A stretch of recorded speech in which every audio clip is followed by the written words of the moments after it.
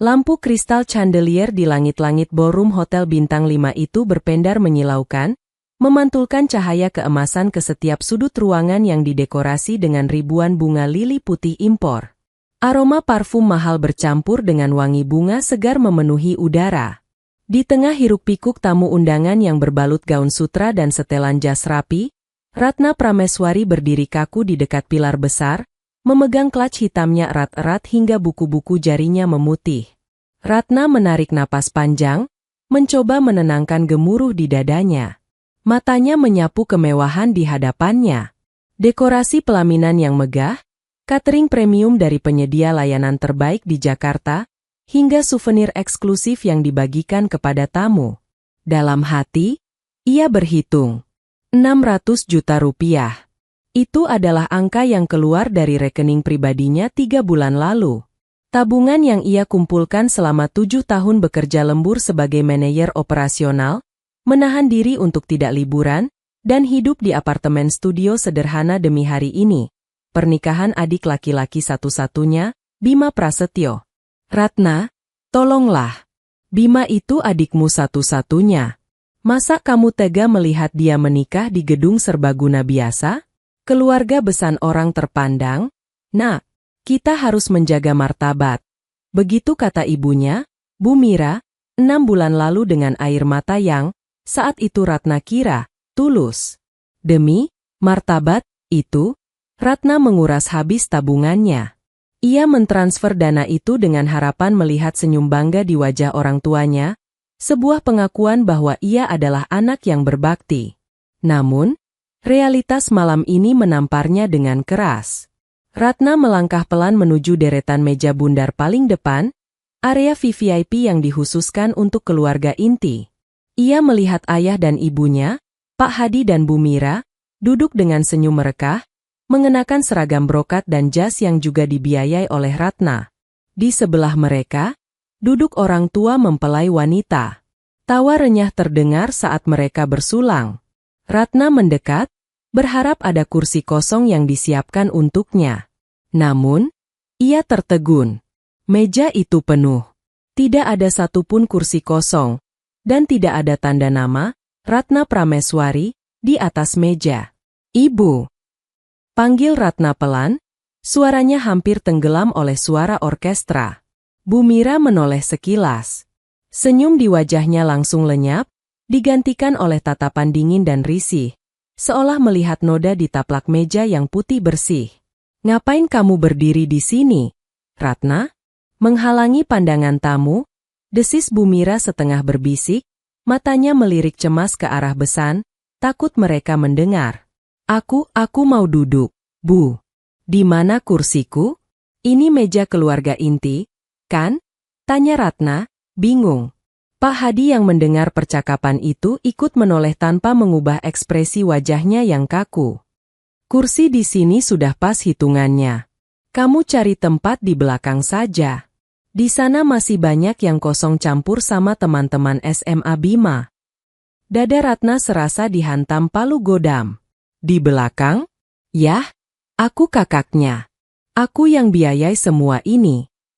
SSTT. Jangan bahas uang di sini. Memalukan? Potong Pak Hadi tajam. Matanya melotot memperingatkan. Jangan bikin keributan. Kamu itu harusnya tahu diri, penampilanmu saja lusuh begitu, nanti bikin malu kalau duduk di depan kamera. Ratna menunduk melihat gaunnya. Gaun navy sederhana yang elegan, meski bukan rancangan desainer ternama karena uangnya sudah habis untuk gaun pengantin adik iparnya. Ia tidak lusuh. Ia hanya tidak dianggap. Dengan mata memanas, Ratna mundur perlahan. Ia merasa kerdil. Di panggung pelaminan, MC mulai membacakan susunan acara. Hadirin sekalian, mari kita berikan tepuk tangan meriah untuk kedua orang tua yang luar biasa, Bapak Hadi dan Ibu Mira, yang telah mencurahkan segalanya demi mewujudkan pernikahan impian putra tercinta mereka. Seru MC dengan semangat. Tepuk tangan membahana. Ratna melihat orang tuanya berdiri, melambaikan tangan dengan bangga, menerima pujian yang seharusnya bukan milik mereka. Nama Ratna? Tidak disebut satu suku kata pun. Tidak ada ucapan terima kasih untuk kakak yang bekerja 14 jam sehari demi membiayai pesta itu. Ratna benar-benar tidak ada dalam skenario kebahagiaan mereka. Ratna berbalik badan, ingin segera keluar dari ruangan yang menyesakan itu. Ia berjalan cepat menuju pintu keluar samping, berusaha menahan air mata agar tidak tumpah di hadapan ratusan orang. Tiba-tiba, seorang wanita parubaya dengan berlian melingkar di lehernya menepuk bahu Ratna. Ratna berhenti, mencoba tersenyum sopan, mengira itu salah satu kerabat jauh yang ingin menyapa. "Mbak," kata wanita itu sambil menyodorkan gelas anggur kosong yang kotor. "Tolong ini dibawa ke belakang ya. Sekalian panggilkan temanmu, tisu di meja nomor 8 habis." Dunia Ratna seakan berhenti berputar. Wajahnya memerah padam, panas menjalar hingga ke telinga. "Maaf, Bu, saya bukan." "Loh? Bukannya kamu staf catering? Tadi saya lihat kamu berdiri di pojok sendirian, tidak membaur sama tamu." Potong wanita itu dengan nada polos namun menyakitkan. "Habisnya, pakaianmu warnanya gelap, saya kira seragam WO atau catering." Dari kejauhan, Ratna bisa melihat Bima, adiknya, sedang tertawa lepas bersama teman-temannya. Bima melihat kejadian itu. Ratna yakin Bima melihatnya. Namun, adiknya itu hanya membuang muka, berpura-pura sibuk membetulkan dasinya, membiarkan kakaknya dipermalukan. Ratna tidak menjawab wanita itu. Ia meletakkan gelas kotor itu di meja terdekat dengan tangan gemetar, lalu bergegas keluar dari ballroom. Udara dingin malam Jakarta menyambutnya di lobi, tapi itu tidak cukup untuk mendinginkan rasa sakit yang membakar hatinya. Malam itu, di pelataran parkir hotel mewah yang ia bayar, Ratna tidak menangis meraung-raung. Ia hanya duduk di dalam mobil tuanya, mencengkeram setir, dan menyadari satu kebenaran pahit yang selama ini ia sangkal. Ia bukan anak emas, bukan juga pahlawan keluarga. Ia hanyalah sapi perah yang baru saja diperas hingga tetes terakhir, dan kini dibuang karena sudah tidak dibutuhkan lagi. Dan sapi perah itu kini mulai marah. Seminggu berlalu sejak resepsi pernikahan yang menyesakan itu. Ratna kembali ke rutinitasnya sebagai mesin pekerja korporat, namun ada yang mati di dalam dirinya. Ponselnya berdering berkali-kali menampilkan nama Ibu dan Bima di layar, tetapi ia membiarkannya hingga mati sendiri. Pesan WhatsApp menumpuk, sebagian besar berisi tagihan susulan dari vendor dekorasi yang ternyata belum lunas, disertai kalimat manipulatif ibunya. "Nak, tolong selesaikan ini, kasihan adikmu kalau ditagih orang pas bulan madu."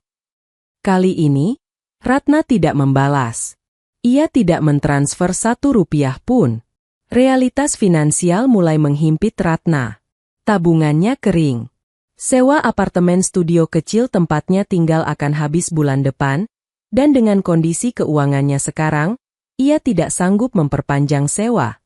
Pikirannya melayang pada satu-satunya aset yang ia miliki, apartemen di kawasan Jakarta Selatan, peninggalan mendiang Nenek Lastri. Nenek Lastri, ibunda dari ayahnya, adalah satu-satunya orang yang tulus menyayangi Ratna.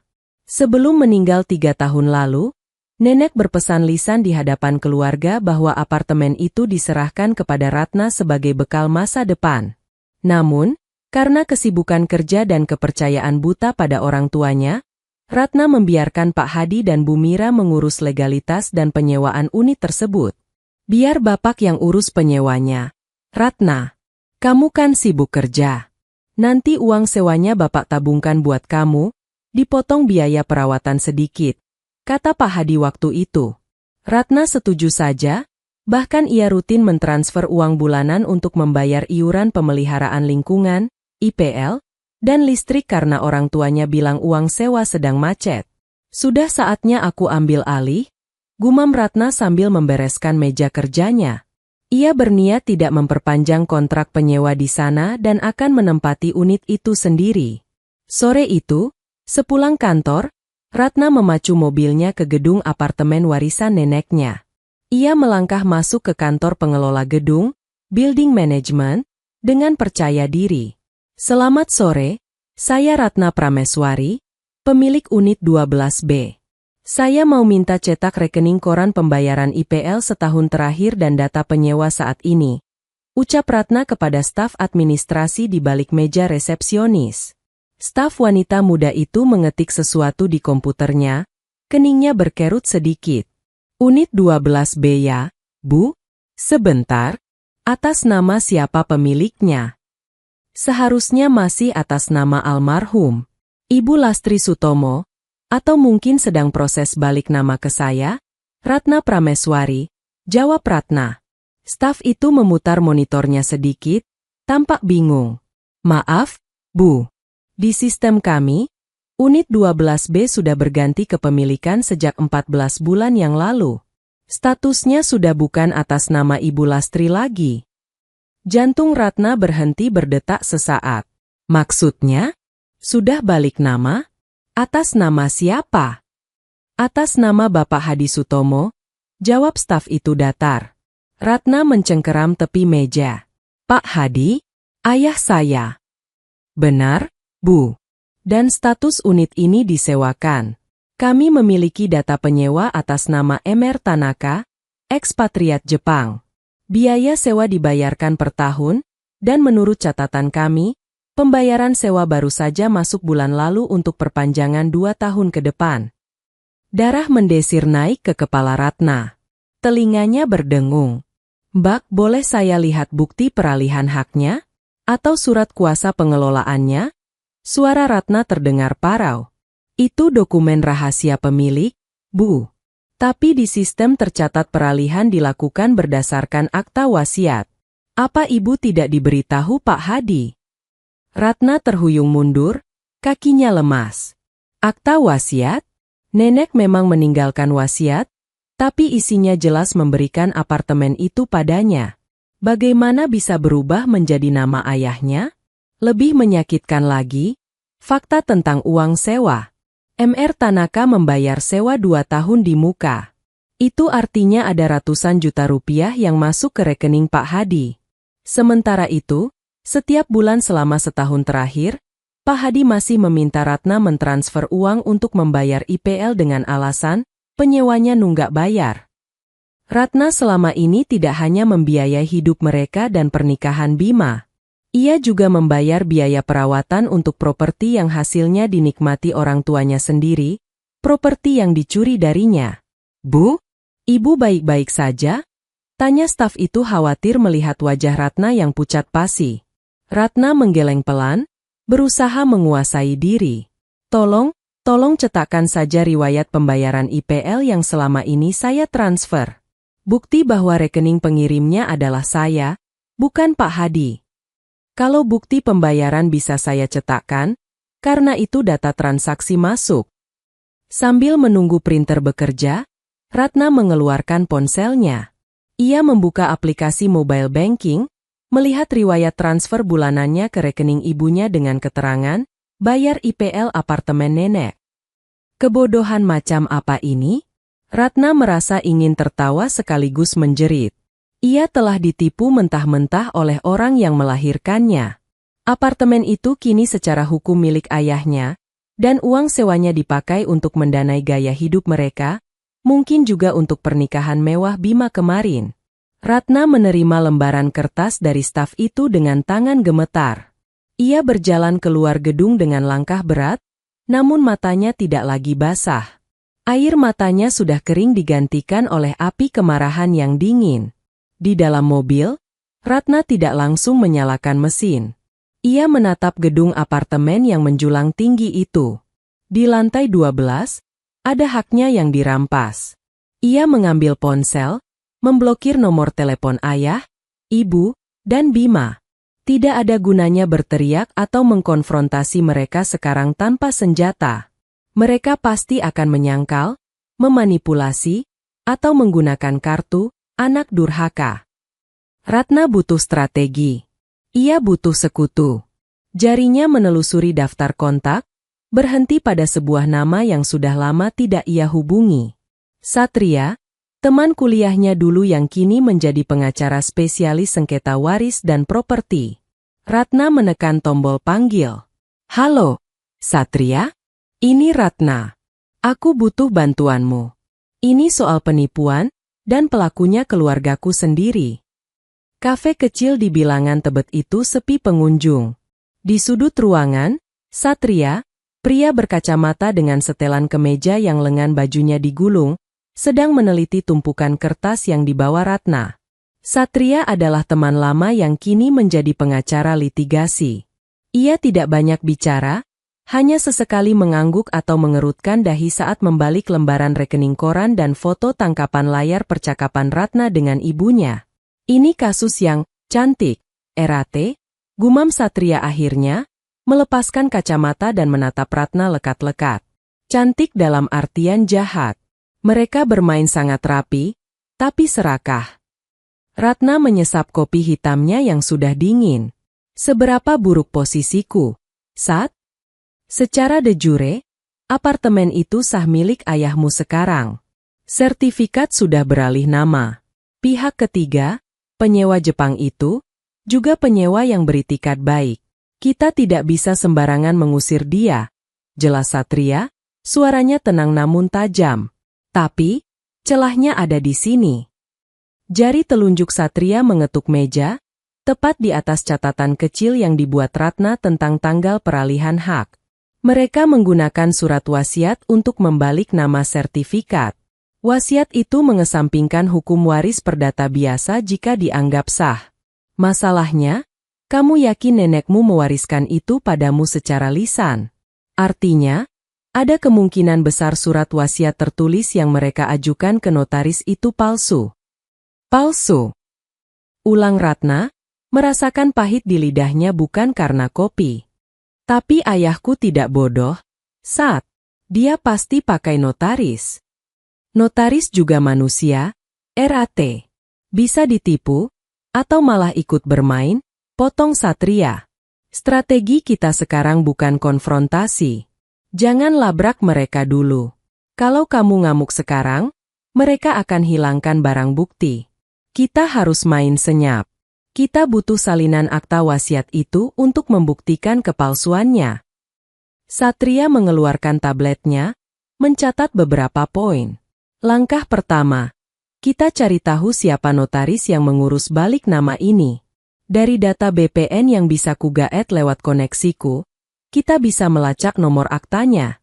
Langkah kedua, kamu cari bukti pembanding. Apakah kamu punya dokumen asli tulisan tangan atau tanda tangan nenek semasa hidup? Ijazah lama? Surat cinta buat kakek? Apapun. Ratna berpikir keras. Ada. Di rumah lama orang tuaku. Di gudang belakang, ada kotak besi tua milik nenek yang kuncinya cuma aku yang pegang. Ayah mungkin lupa kotak itu ada karena tertumpuk barang bekas. Bagus. Ambil itu. Dan satu lagi, Ratna, Satria mencondongkan tubuhnya ke depan, tatapannya serius. Ingat baik-baik, kapan persisnya tanggal akta wasiat itu dibuat? Nanti kita cocokkan. Jika tanggalnya bertepatan saat nenek sedang sakit parah atau tidak sadar, kita menang. 3 hari kemudian, Ratna melakukan sesuatu yang membuat perutnya mulas. Ia pulang ke rumah orang tuanya. Rumah itu tampak sepi. Mobil baru Bima, Honda CR-V putih yang DP-nya pasti dari uang Ratna, terparkir di garasi. Ratna tahu jam segini orang tuanya sedang arisan atau belanja, dan Bima sedang bulan madu. Pembantu rumah tangga yang lama, Mbak Surti, membukakan pintu dengan wajah kaget. Non Ratna? Tumben pulang. Kok nggak bilang-bilang? Bapak sama ibu lagi pergi, kata Mbak Surti canggung. Ia jelas merasakan ketegangan di keluarga itu pasca pesta pernikahan. Nggak apa-apa, Mbak. Aku cuma mau ambil barang-barangku yang tertinggal di gudang. Ada buku-buku kuliah dulu? Bohong Ratna dengan senyum tipis yang dipaksakan. Ratna bergegas ke gudang belakang. Bau apek dan debu menyambutnya. Dengan penerangan senter ponsel, ia membongkar tumpukan kardus bekas catering pernikahan kemarin yang ditumpuk asal-asalan. Di pojok ruangan, di bawah tumpukan majalah lama, kotak besi karatan itu masih ada. Jantung Ratna berdegup kencang. Ia merogoh gantungan kuncinya. Kunci kecil kuningan yang selalu ia simpan sebagai kenang-kenangan dari nenek ternyata masih berfungsi. Klik. Kotak terbuka. Di dalamnya, tersimpan memori masa kecil Ratna. Foto-foto Polaroid, surat-surat nenek untuk almarhum kakek, dan buku harian nenek. Ratna mengambil buku harian itu. Tulisannya rapi dan tegak bersambung, khas orang zaman dulu. Ini adalah gold standard untuk uji forensik tanda tangan. Saat hendak menutup kotak, mata Ratna menangkap sebuah map medis tebal di dasar kotak. Itu rekam medis nenek dari rumah sakit saat dirawat terakhir kali sebelum meninggal. Ratna ingat betul, ia yang mengurus administrasi rumah sakit waktu itu, tapi map aslinya entah kenapa bisa ada di sini, mungkin terselip saat ia membereskan kamar nenek. Ratna membuka lembaran rekam medis itu. Matanya membelalak membaca catatan dokter. Tanggal 15 Agustus 2020, pasien mengalami stroke iskemik berat. Kesadaran menurun, sopor coma.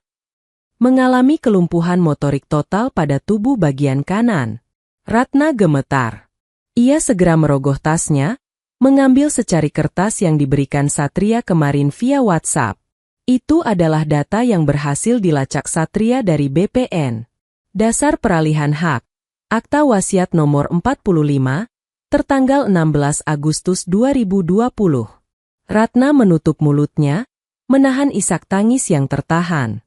Tanggal 16 Agustus. Sehari setelah nenek stroke berat dan koma. Bagaimana mungkin seseorang yang sedang koma dan lumpuh tangan kanannya bisa datang ke hadapan notaris dan menandatangani surat wasiat yang rumit? Itu bukan sekadar kelalaian. Itu kejahatan murni. Orang tuanya, Pak Hadi dan Bu Mira, pasti telah memalsukan tanda tangan nenek. Atau lebih buruk lagi, mereka memaksa notaris membuat tanggal mundur, backdate, atau merekayasa situasi.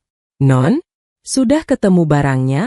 Suara Mbak Surti mengagetkan Ratna. Ratna buru-buru memasukkan dokumen-dokumen itu ke dalam tas besarnya. Ia berdiri, menghapus air mata di sudut matanya dengan kasar. Sudah, Mbak. Aku langsung pergi ya. Loh, nggak nunggu ibu? Katanya sebentar lagi pulang, tanya Mbak Surti polos. Ratna menoleh, menatap ruang tengah rumah itu. Dulu ia merasa rumah ini hangat. Sekarang, ia hanya melihat sarang penipu. Tidak usah, Mbak, jawab Ratna dingin. Sampaikan saja pada mereka, Ratna sudah ambil apa yang jadi haknya. Ratna keluar dari rumah itu dengan langkah lebar. Di tasnya, ia membawa amunisi yang bisa menghancurkan reputasi orang tuanya hingga berkeping-keping. Rasa bersalah sebagai anak sempat terlintas sejenak. Namun ingatan tentang dirinya yang diusir seperti pengemis di pesta pernikahan adiknya kembali membakar semangatnya. Mereka yang memulai perang ini. Ratna yang akan mengakhirinya. Sore itu juga, Ratna menelepon Satria. Sat, aku punya buktinya. Nenek koma saat surat wasiat itu dibuat. Di ujung telepon, Satria menghela napas panjang. Baik, itu smoking gun kita. Ratna, bersiaplah. Begitu kita daftarkan gugatan ini, tidak ada jalan kembali.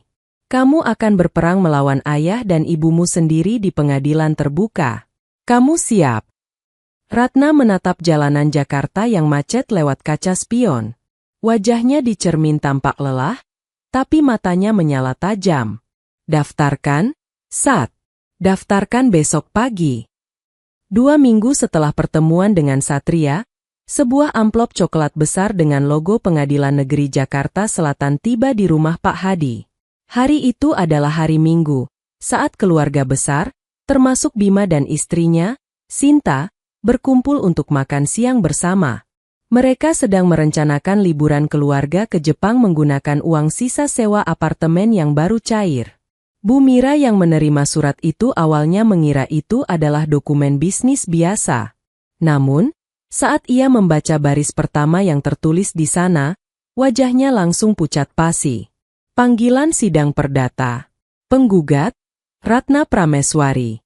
Tergugat I, Hadi Sutomo. Bu Mira membacakan dengan suara bergetar. Gelas teh di tangan Pak Hadi berdenting keras saat diletakkan di meja. Apa? Ratna menggugat kita. Bima merebut surat itu, membacanya dengan cepat.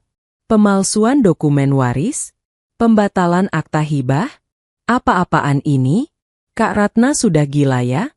Dia mau mempermalukan kita semua. Ini pasti karena masalah kursi di pesta itu. Gerutu Pak Hadi, mencoba menutupi kegugupannya dengan amarah. Dasar anak tidak tahu untung.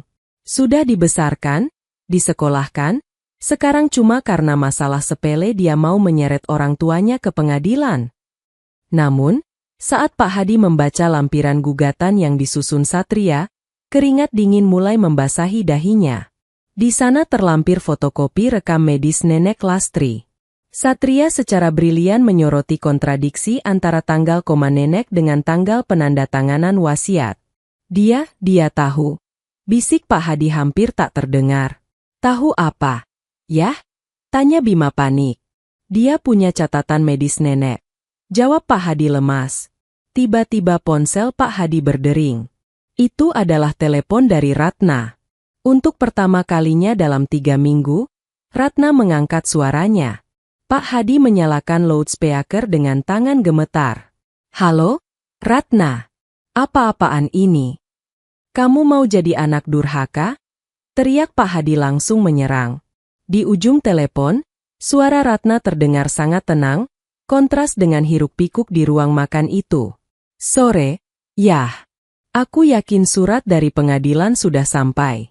Aku hanya ingin memberitahu, aku tidak akan mencabut gugatan itu kecuali ayah mengembalikan apartemen itu, seluruh uang sewa yang sudah ayah ambil, dan uang IPL yang selama ini aku bayar. Kamu jangan kurang ajar. Bu Mira ikut berteriak, merebut ponsel itu. Kami ini orang tuamu. Semua yang kami lakukan itu untuk kebaikan keluarga. Untuk masa depan Bima juga. Kamu kan sudah sukses, sudah punya gaji besar, kenapa pelit sekali sama adik sendiri? Kebaikan keluarga atau keserakahan ibu? Tanya Ratna datar. Ibu membiarkan aku dikira pelayan catering di pesta Bima. Ibu membiarkan aku membayar pesta seharga 600 juta sementara ibu memegang uang sewa apartemenku. Itu bukan keluarga, Bu. Itu perampokan. Erate, dengerin gue.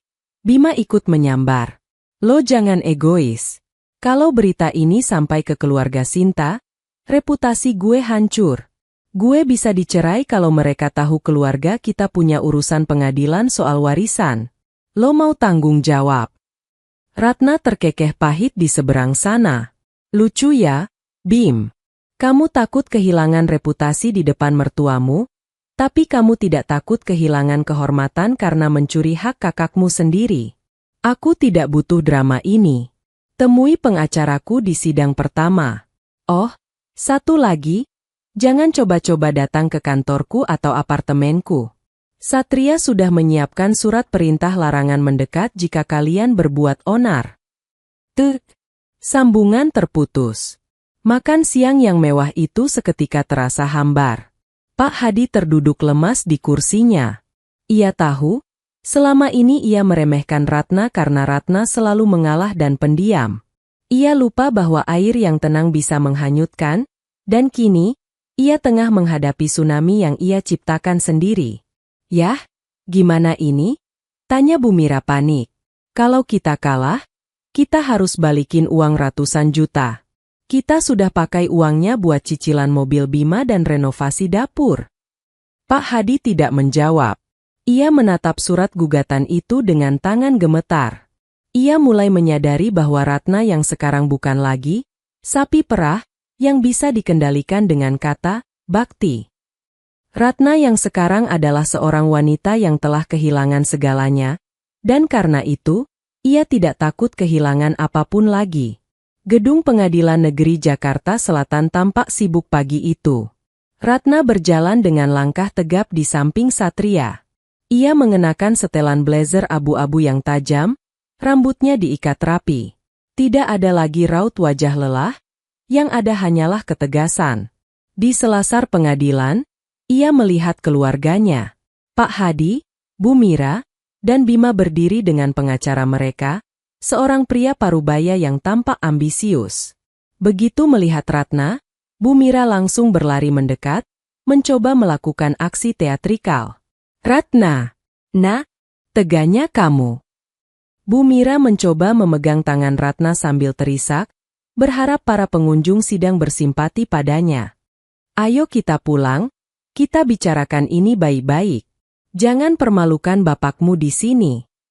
Ratna menarik tangannya dengan halus namun tegas. Ia menatap ibunya tepat di mata. Ibu, tempat untuk bicara baik-baik sudah lewat 6 bulan lalu. Sekarang, biarkan hakim yang bicara. Kamu benar-benar anak durhaka. Kamu akan kena kualat. Desis Pak Hadi yang berdiri di belakang istrinya, wajahnya merah padam karena malu dilihat orang banyak. Jika mencari hak sendiri disebut durhaka, maka biarlah hukum yang menentukan siapa yang sebenarnya berdosa di sini. Yah, jawab Ratna tenang. Mereka masuk ke ruang sidang. Agenda hari ini adalah mediasi. Hakim mediator, seorang pria tua dengan tatapan bijak, meminta kedua belah pihak untuk mencoba mencapai kesepakatan damai. Ibu Ratna, apakah ada keinginan untuk menyelesaikan ini secara kekeluargaan? Tanya hakim. Ratna menatap keluarganya satu persatu. Ia melihat kemarahan di mata ayahnya, kebencian di mata Bima, dan kepura-puraan di wajah ibunya. Tidak ada satupun dari mereka yang menunjukkan rasa penyesalan. Mereka hanya takut kehilangan uang dan nama baik. Saya bersedia damai, kata Ratna, membuat keluarganya sedikit bernapas lega. Dengan syarat, sertifikat apartemen balik nama ke saya dalam 7 hari kerja, seluruh uang sewa senilai 400 juta dikembalikan, dan ada permohonan maaf tertulis di hadapan keluarga besar. Gila! Itu pemerasan? Teriak Bima spontan hingga ditegur oleh hakim. Uang dari mana kami? Ratna? Kamu tahu sendiri uangnya sudah habis buat keperluan rumah. Sahut Bu Mira histeris.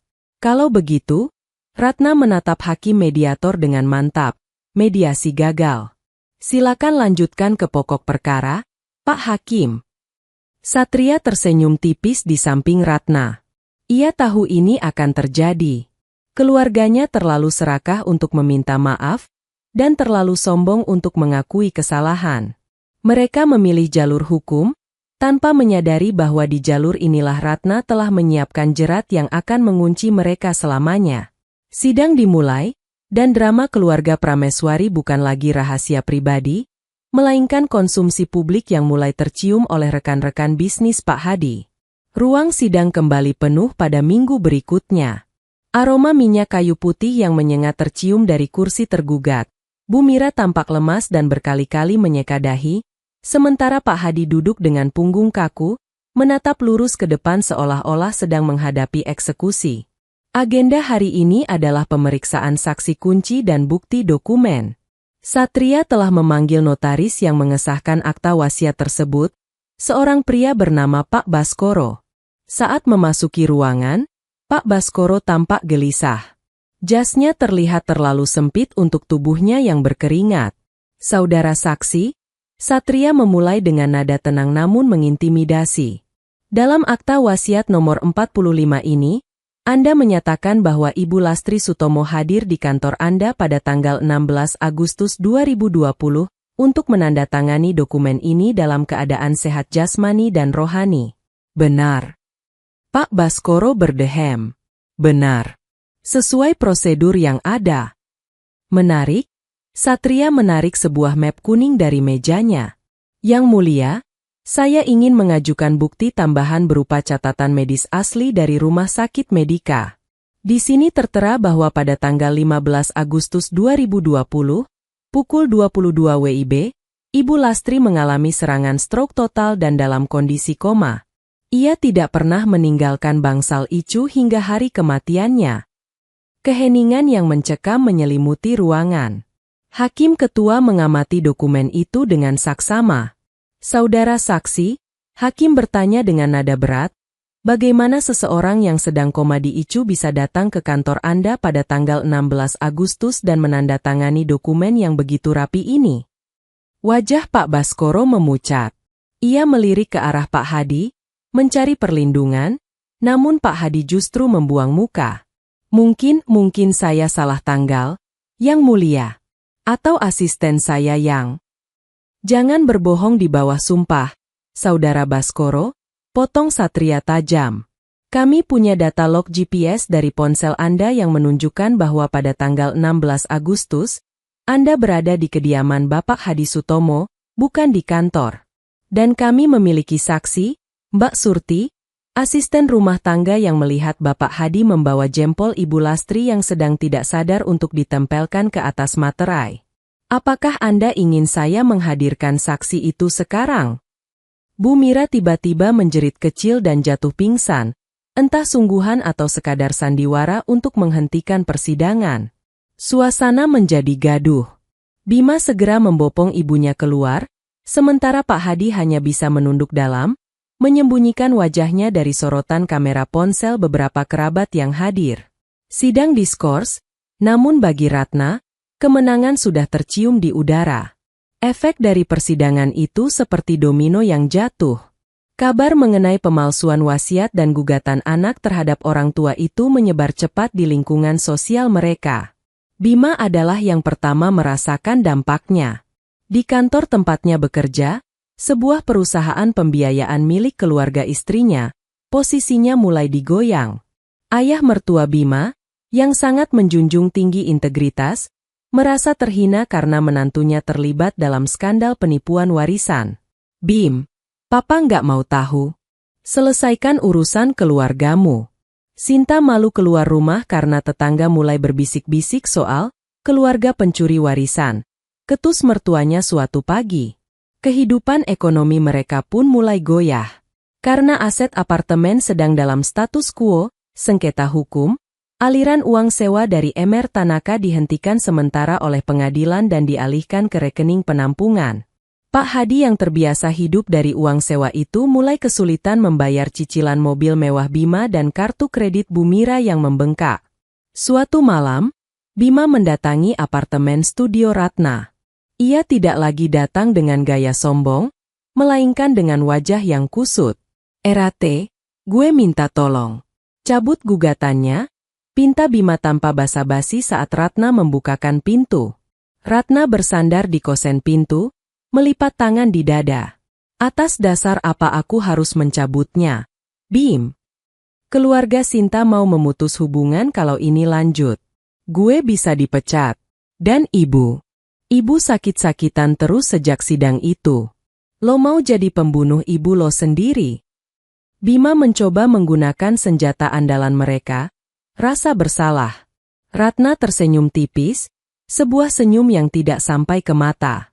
Dulu, waktu aku bilang aku butuh uang itu untuk masa depanku, apa jawaban kalian? Kalian bilang aku egois.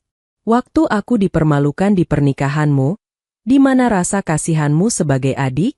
Kamu bahkan tidak menoleh saat aku diusir dari meja keluarga. Itu kan cuma soal kursi. Erate.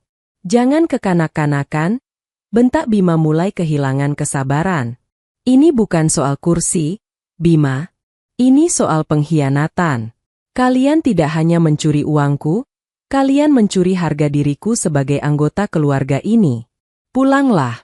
Beritahu bapak dan ibu, aku tidak akan berhenti sampai keadilan ditegakkan. Ratna menutup pintu rapat-rapat. Di balik pintu, ia menarik napas panjang. Ada rasa sakit yang menyayat melihat adiknya memelas, namun ada kekuatan baru yang tumbuh setiap kali ia mengingat bahwa selama ini ia hanyalah alat bagi mereka. Keesokan harinya, Satria memberikan kabar besar. Notaris Baskoro, karena takut izin praktiknya dicabut dan dipenjara, akhirnya mengajukan diri sebagai justice kolaborator. Ia bersedia membongkar bahwa Pak Hadilah yang memaksanya membuat wasiat palsu itu dengan imbalan sejumlah uang. Topeng, keluarga terhormat, yang selama ini dipelihara Pak Hadi dan Bu Mira kini hancur total, menyisakan reruntuhan moral yang tidak mungkin lagi diperbaiki. Ruang sidang utama Pengadilan Negeri Jakarta Selatan terasa lebih dingin dari biasanya.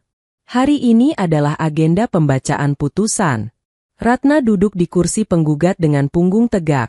Sementara di seberangnya, Pak Hadi dan Bu Mira tampak seperti bayangan dari diri mereka yang dulu. Pak Hadi terlihat lebih kurus, rambutnya memutih dalam hitungan bulan, sementara Bu Mira terus menunduk, menghindari kontak mata dengan siapapun. Bima tidak hadir. Kabarnya ia sedang menghadapi proses perceraian di tempat lain. Hakim ketua mulai membacakan putusan yang tebalnya puluhan halaman itu. Suaranya bergema mantap, membedah satu persatu kebohongan yang telah disusun rapi selama bertahun-tahun. Menimbang bahwa berdasarkan bukti forensik tanda tangan dan kesaksian dari saudara Baskoro, pengadilan menemukan fakta hukum bahwa akta wasiat nomor 45 adalah cacat hukum karena dibuat saat pemberi wasiat dalam kondisi tidak cakap secara medis. Ratna memejamkan mata. Ia teringat Nenek Lastri, wanita tua yang selalu mengusap rambutnya dan berkata, "Ratna, apartemen itu untukmu, agar kamu punya tempat berteduh jika dunia terlalu keras padamu." Dunia memang keras, tapi Ratna tidak menyangka tangan-tangan yang membuatnya keras adalah tangan orang tuanya sendiri. Mengadili, menyatakan sah secara hukum bahwa penggugat, Ratna Prameswari, adalah ahli waris tunggal atas unit apartemen 12B. Memerintahkan para tergugat untuk mengembalikan seluruh kerugian material berupa uang sewa dan biaya perawatan yang telah dikeluarkan penggugat sebesar 580 juta rupiah, serta membayar denda imaterial. Tok, tok, tok. Bunyi palu hakim itu mengakhiri sengketa panjang tersebut. Ratna mengembuskan napas panjang. Bukan rasa senang yang ia rasakan, melainkan kelegaan yang hampa. Ia menang, tapi ia telah kehilangan keluarganya. Saat sidang usai, Bu Mira tiba-tiba merosot dari kursinya dan berlutut di lantai, memegang ujung blazer Ratna. "Ratna, ampuni ibu. Nak, kami tidak punya uang sebanyak itu untuk mengganti. Rumah kita akan disita kalau kamu paksa kami membayar. Di mana kami akan tinggal?" Ratna menatap ibunya dengan tatapan datar. "Ibu tidak perlu khawatir tentang rumah. Aku tidak akan menyita rumah masa kecilku. Tapi apartemen itu akan segera aku ambil alih. Dan semua mobil yang cicilannya menggunakan uang sewa itu harus kalian kembalikan." "Kamu kejam, Ratna. Kamu mau melihat orang tuamu mati di jalanan?" Suara Pak Hadi meninggi, namun tidak lagi mengandung wibawa, hanya keputusasaan. "Aku tidak kejam, yah," jawab Ratna tenang. "Aku hanya sedang mengajari kalian arti dari menanam dan menuai. Kalian menanam pengkhianatan, dan inilah musim panennya." Kemenangan di pengadilan ternyata bukan akhir dari cobaan. Sebulan setelah putusan, Ratna mendapati dirinya menjadi target kampanye hitam di media sosial. Seseorang, yang ia yakini adalah Bima atau teman-temannya, menyebarkan narasi bahwa Ratna adalah anak durhaka yang memenjarakan orang tua demi harta. Foto-foto Ratna saat bekerja di kantor disebar dengan keterangan yang menyudutkan. Beberapa saudara jauh dari pihak ayah mulai mengirimkan pesan-pesan penuh cacian, menuduh Ratna tidak memiliki hati nurani karena membiarkan ayahnya jatuh miskin. Tekanan emosional itu sempat membuat Ratna goyah. Ia mengurung diri di apartemennya yang baru, unit 12B yang kini resmi atas namanya. Ia duduk di balkon, menatap lampu-lampu Jakarta, bertanya-tanya apakah semua ini sepadan. Namun, jawaban itu datang dari sebuah kunjungan tak terduga. Mbak Surti, mantan asisten rumah tangga orang tuanya, datang membawakan sekotak kecil barang-barang yang tertinggal. "Non Ratna," kata Mbak Surti pelan. "Ibu sama bapak sekarang pindah ke rumah kontrakan yang lebih kecil. Mas Bima sudah resmi cerai dan sekarang kerjanya serabutan. Mereka masih marah, tapi mereka nggak pernah cerita kalau sebenarnya nonlah yang selama ini menghidupi mereka." Mbak Surti memberikan sebuah amplop tua. "Ini saya temukan di bawah kasur almarhumah nenek dulu. Sepertinya ini untuk non." Ratna membuka amplop itu. Isinya bukan uang atau dokumen hukum, melainkan sebuah surat sederhana dari nenek yang ditulis jauh sebelum ia sakit. Ratna cucuku sayang, jika suatu saat kamu merasa sendirian di tengah keramaian, ingatlah bahwa kekuatanmu bukan berasal dari siapa yang ada di sampingmu, tapi dari kejujuran yang kamu bawa di dalam hatimu. Jangan biarkan keserakahan orang lain memadamkan cahayamu. Gunakan apa yang nenek beri untuk menolong mereka yang tak punya suara. Membaca itu, tangis Ratna pecah. Ia sadar, ia tidak boleh berhenti hanya dengan memenangkan aset. Ia harus mengubah rasa sakit ini menjadi sesuatu yang bermakna. Jika ia bisa bertahan dari kekerasan emosional keluarganya sendiri, maka ia bisa membantu orang lain yang mengalami nasib serupa. Malam itu, Ratna mengambil keputusan besar. Ia tidak akan menggunakan uang ganti rugi dari orang tuanya untuk kemewahan pribadi. Ia akan mendirikan sesuatu yang lebih abadi. Ratna tidak membiarkan dirinya larut dalam kemenangan yang pahit. Sesuai pesanan terakhir nenek, ia memutuskan untuk mengubah unit apartemen 12B bukan menjadi tempat tinggal mewah baginya, melainkan aset produktif yang seluruh hasilnya dialokasikan untuk sebuah misi baru. Ia mendirikan Yayasan Cahaya Prameswari. Bukan hal mudah untuk memulai sebuah yayasan sosial di tengah stigma, anak durhaka, yang masih dilekatkan sebagian kerabat padanya. Namun, Ratna tidak lagi peduli pada validasi keluarga besarnya. Ia mulai merekrut tenaga profesional, seorang psikolog anak, seorang pekerja sosial, dan tentu saja Satria sebagai penasihat hukum pro bono. RAT, kamu yakin mau menggunakan seluruh uang ganti rugi dari orang tuamu untuk ini? Tanya Satria suatu sore saat mereka meninjau kantor kecil yayasan yang baru disewa. Uang itu berdarah, Sat? Jawab Ratna sambil menata tumpukan buku di rak. Kalau aku simpan untuk diriku sendiri, aku hanya akan teringat pengkhianatan mereka setiap kali aku membelanjakannya. Aku ingin uang itu dicuci dengan air mata kebahagiaan anak-anak yang kita bantu. Yayasan itu fokus pada bantuan hukum dan pemulihan trauma bagi anak-anak dan remaja yang menjadi korban kekerasan domestik serta penelantaran ekonomi oleh keluarga sendiri, sebuah isu yang sangat dekat dengan luka batin Ratna. Kasus pertama mereka adalah seorang remaja yang dipaksa putus sekolah oleh orang tuanya demi bekerja membiayai utang judi sang ayah. Melihat anak itu, Ratna seolah melihat dirinya sendiri 10 tahun lalu. Bedanya, anak ini kini punya pembela. Ratna berdiri di garda terdepan, memastikan anak itu mendapatkan haknya kembali. Perlahan, narasi tentang Ratna mulai berubah. Orang-orang yang dulu menghujatnya di media sosial mulai melihat dampak nyata dari kerjanya. Ratna bukan lagi si penggugat orang tua, melainkan pembela mereka yang terabaikan. Sementara itu, di sebuah rumah kontrakan sempit di pinggiran kota, kehidupan Pak Hadi dan Bu Mira mencapai titik nadir.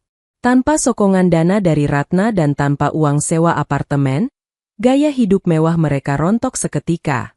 Pak Hadi mencoba berbisnis kecil-kecilan dengan modal sisa-sisa perhiasan Bu Mira yang belum terjual. Namun karena reputasinya yang sudah cacat di kalangan pengusaha, akibat skandal pemalsuan wasiat, tidak ada yang mau bekerja sama dengannya. Ia kini hanyalah seorang pria tua yang sering duduk melamun di teras kontrakan, meratapi masa kejayaannya yang palsu. Bima lebih mengenaskan. Setelah bercerai dan kehilangan jabatan di perusahaan mertuanya, ia tidak mampu mempertahankan gaya hidupnya. Honda CR-V putih kebanggaannya ditarik oleh pihak leasing. Ia harus tinggal kembali bersama orang tuanya, bekerja sebagai driver daring untuk sekadar makan sehari-hari. Suatu sore, Bima tidak sengaja melihat tayangan berita lokal di televisi warung kopi.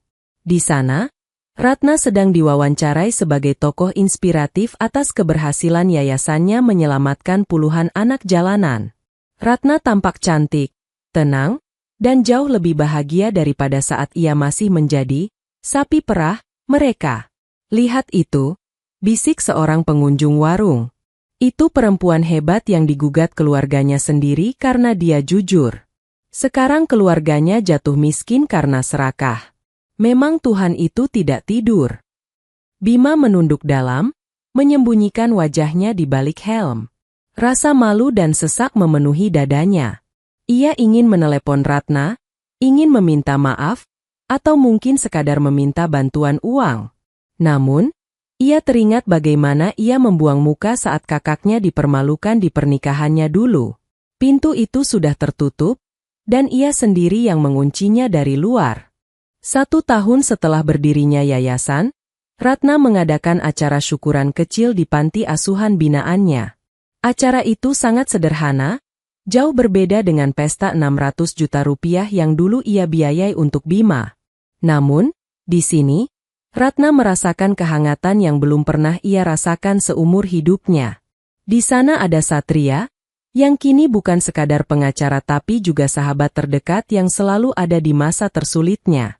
Ada Mbak Surti, yang akhirnya berhenti bekerja dari rumah Pak Hadi dan kini menjadi kepala asrama di Yayasan Ratna.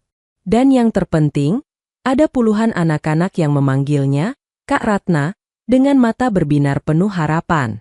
Saat matahari terbenam, Satria menghampiri Ratna yang sedang duduk di taman panti. "Kamu terlihat berbeda, Erate," ujar Satria lembut. "Berbeda bagaimana?" "Dulu, saat pertama kali kita ketemu soal kasus ini, matamu penuh kabut. Sekarang, kamu terlihat ringan. Seolah beban dunia sudah terangkat." Ratna tersenyum, kali ini senyum itu sampai ke matanya. "Aku baru sadar satu hal, Sat, kita memang tidak bisa memilih di keluarga mana kita dilahirkan.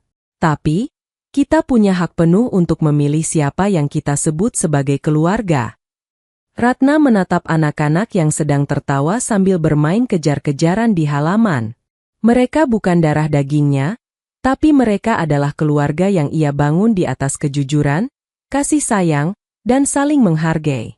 Ia telah melepaskan dendamnya. Ia tidak lagi membenci orang tuanya.